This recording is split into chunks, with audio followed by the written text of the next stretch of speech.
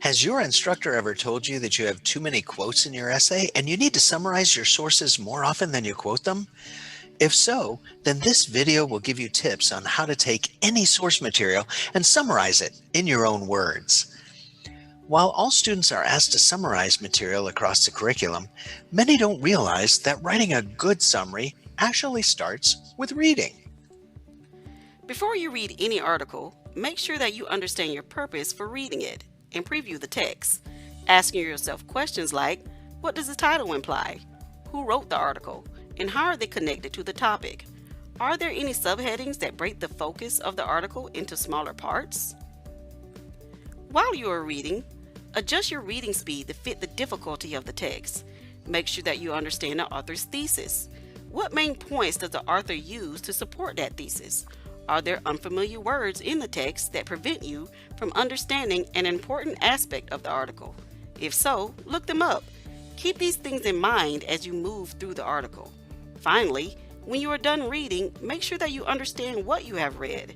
Read an article more than once to help you adequately comprehend its message. Now that you've finished reading and have a good understanding of what you read, it's time to write your summary.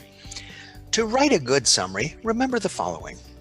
A summary is an objective simplification of an author's text, in your own words, written in third person and in literary present tense. It is always shorter than the original.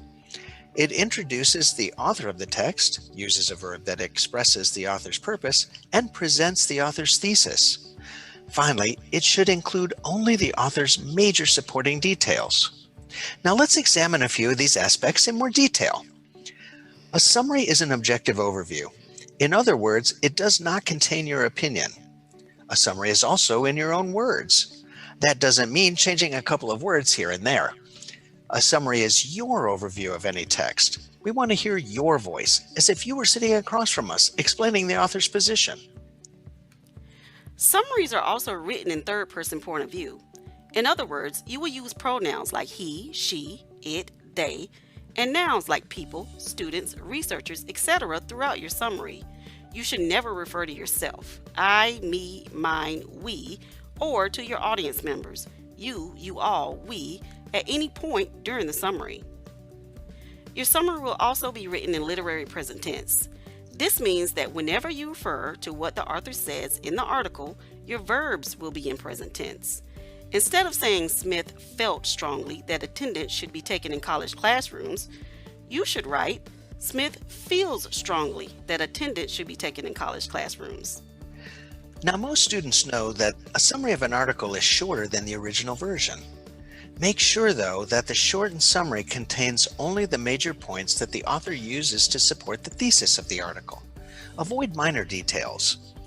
Most article summaries average around 4 to 7 sentences total.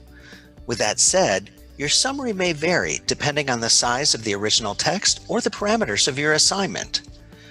When writing a summary, many authors of academic essays begin by introducing the title of the article, followed by a verb indicating the author's purpose, followed by the author's thesis. For example, let's say that you are writing a summary of an article on stress management. You might begin your summary with, in the article, How to Manage Stress, Dr. Peter J. Panzarino offers several management strategies to deal with different types of stress.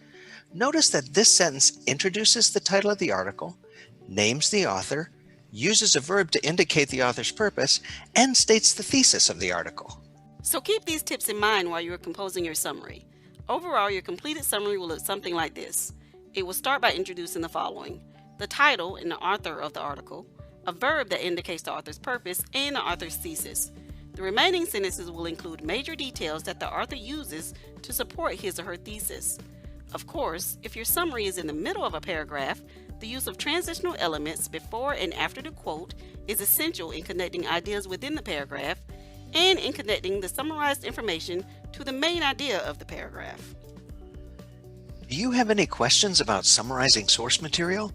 Let us know in the comments section below, or visit the Learning Commons to speak with one of our tutors. Thanks for watching.